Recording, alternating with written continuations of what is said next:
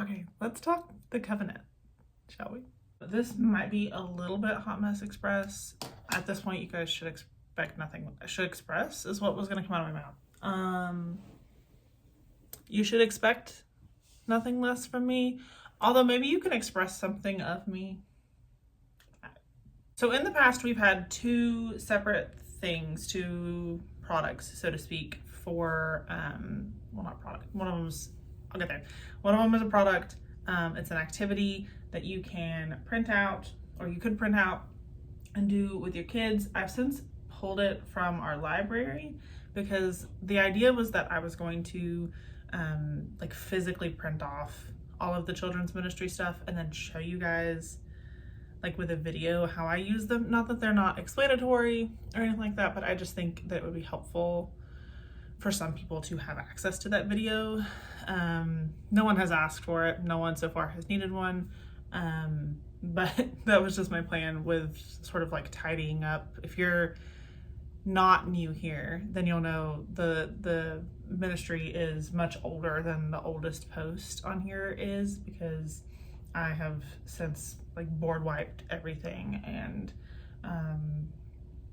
brought it back slowly. But so we have, it is a worksheet activity type of thing, and it's actually just a coloring page. It says, using your preferred curriculum, teach the children about the flood from Genesis 6 through 8. So we do not provide the curriculum for the rest of the flood.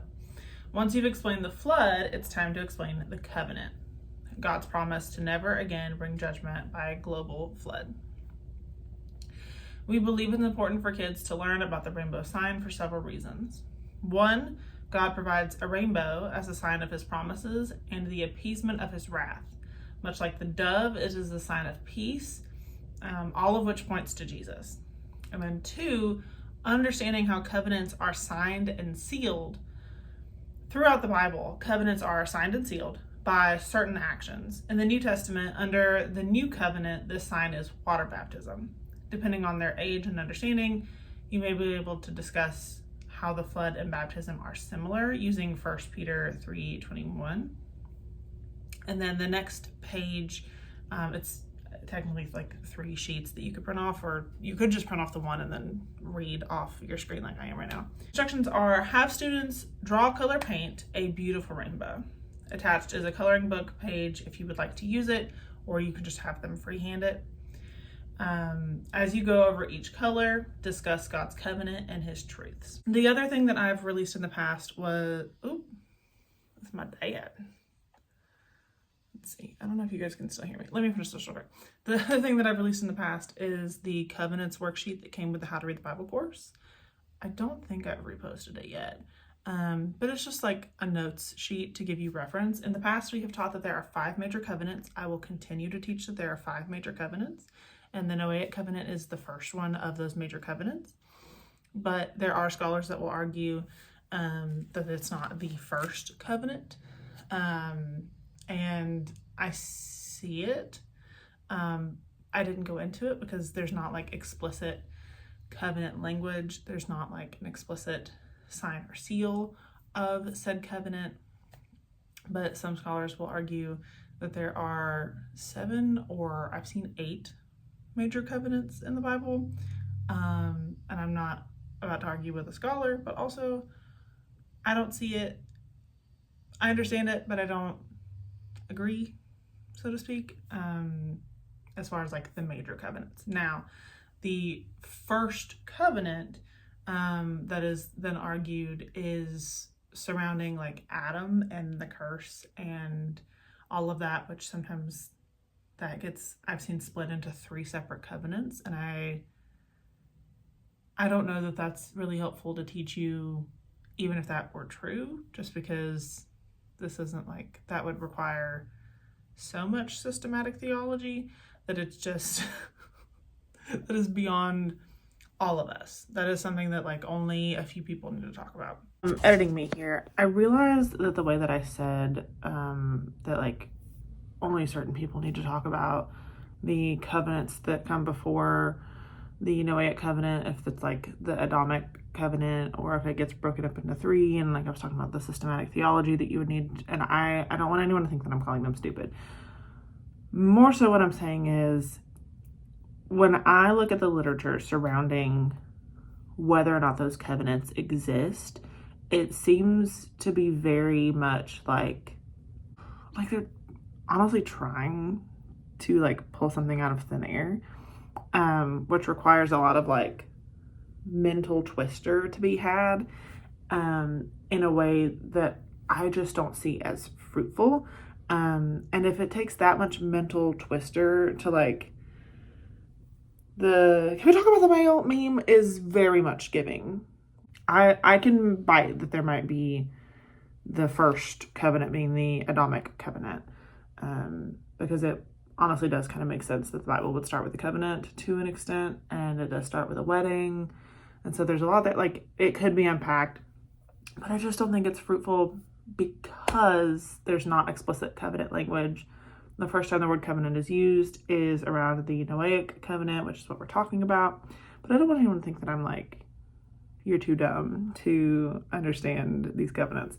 It's more so that I think some people are maybe too smart for their own good, and they're just deciding that there's more to a certain text than there is because they've seen a pattern unfold or something. It reminds me honestly of the prophecy that's in Genesis 5 with the genealogy. And that's not a prophecy. It's part of the Toledot formula, which we didn't really get into, but that's why it's not a prophecy. It's because the Toledot formula is repeated. Is it Toledot or Toledo? I don't know. I don't know how to speak it, but I know what it is, so. All right, like 20 minutes passed, and the sun started setting, so I've got the lamp on, and Nellie's also here, which means this is gonna get astronomically more annoying for me to film, but we're gonna do it. The Noahic Covenant is very easily overlooked. A lot of people forget that it's even here, and partly because it's very quick, and I don't want to say it doesn't impact the rest of the Bible, because obviously it impacts the rest of the Bible, but it doesn't appear to, the way that maybe like the Abrahamic covenant like very explicitly says something that you then go looking for in the rest of the Bible. And you don't treat this covenant the same way, and so it kind of gets swept under the rug. Plus it's really early on in the Bible, and so by the time you've, like if you're doing a Bible in a year or something like that, you make it to like Kings and the Davidic covenant, you've forgotten about Noah a long time ago. And I get it. But one thing that I did, y'all know my notes are hot mess express, I'm gonna try my best to show you, is in, oh Lord, orange here, the little dots on the page, I circled every time it said I in this little section, and this is 9 through 17. So it says, behold, I establish my covenant with you and your offspring after you. I establish my covenant. This is the sign of the covenant that I make between me and every living creature. I have set my bow in the cloud. I bring the clouds. I will remember. I will see it and remember. I have established this over and over again. You could even circle any like me's or my's in the passage. I established between me and you and every living creature. I have set my bow, my covenant.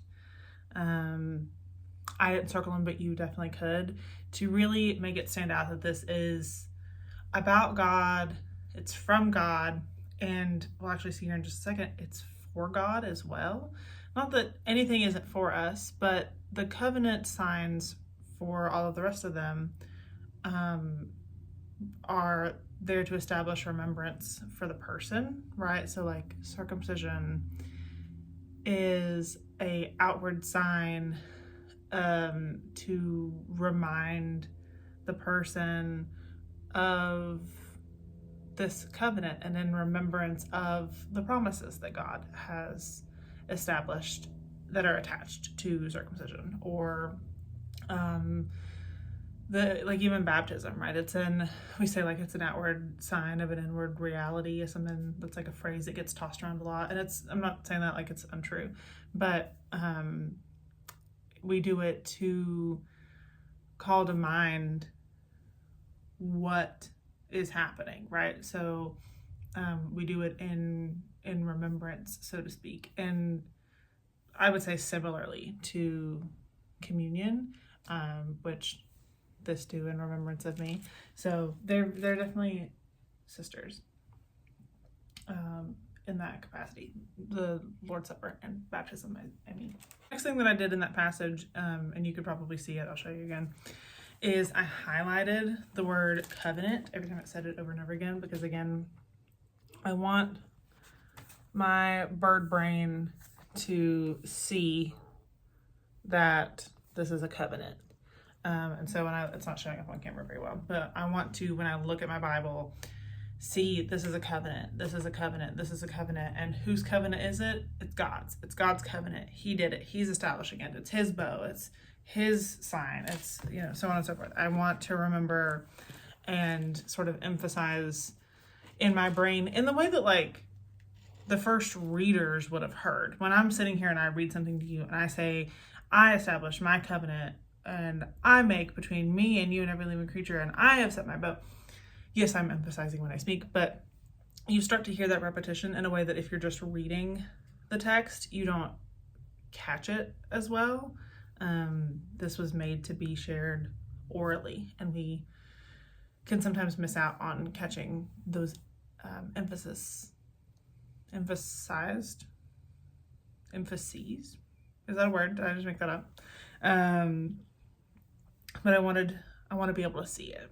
Something I've actually seen on Facebook recently was a post going around of someone who was explaining how this bow, it doesn't say a rainbow, it says my bow, and it is Strong's 7198. It does mean bow, like an archer's bow, and that the ancient Near Eastern listeners or readers or consumers of the story would have heard this and thought of like war imagery or like an archer, which is something that we see called back on later, this idea of like God as an archer, which we're going to talk about next year. So I'm not going to go, I know it's next year, but I'm not going to go too deep into it because we'll go deep into it then. I've already, like, there's stickers and everything. I've already lost my mind about it.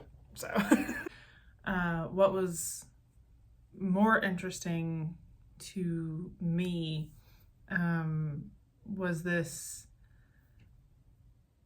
imagery of like how the bow is placed. So if this is supposed to bring to mind this imagery of, let me get something to doodle on. I don't know if I lost my whiteboard or if I just didn't pack it or what, but you've got like an archer's bow. This is a horrible drawing, but you get the idea, right? And so then they pull back the arrow and then they shoot. So like, would go that way. No one laugh at my doodling, okay? Would go that way. If we're thinking about the rainbow, right, which is like, again, which is multiple colors, but it's, this arches this way. So that means that this is turned this way towards the heavens. Obviously we don't see an arrow, but the bow imagery is here.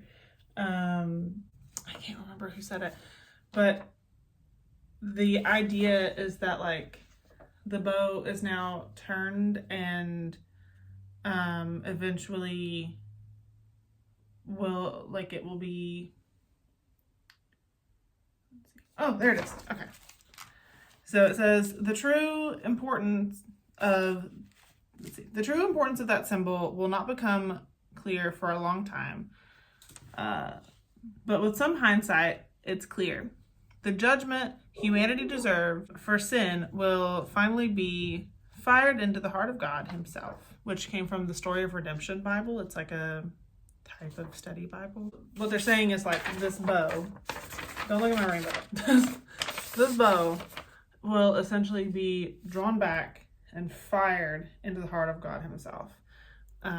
Meaning like judgment will fall on Christ, right? So the other thing that I want to tell you is that the covenant signs are normally in place to help people remember, but this one is in place to help God remember, which is, I think I was alluding to and then got distracted at one point.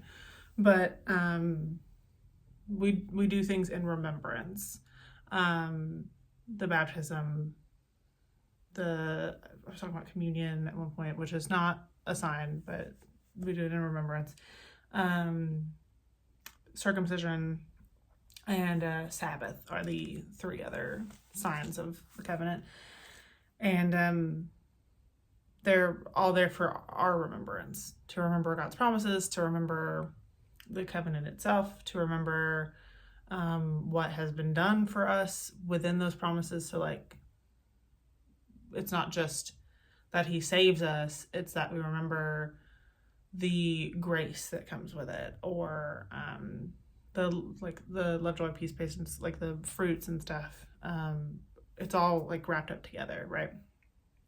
With this, it says, verse 16, when the bow is in the clouds, I will see it and remember the everlasting covenant between God and every living creature of all flesh that is on the earth. So rather than it being like we look at the rainbow and we remember what God says, I will see the rainbow and I will remember this covenant. And this isn't a remember in a like, oh, I forgot again. We talked about this before. God doesn't like forget. But this is more a God like is about to intervene. Or God will like continue to be faithful kind of thing, more so than anything. Even like ancient Near Eastern culture, memory was different than we think of memory today. With like we're thinking of like God as a dementia patient, and that's not the case, right? Yeah, I think that'll do it. I think that's got it. And I'll have Babel up soon. Okay, bye.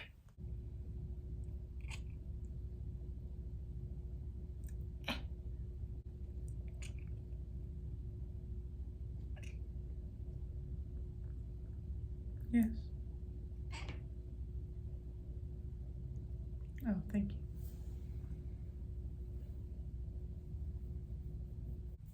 What are you looking at?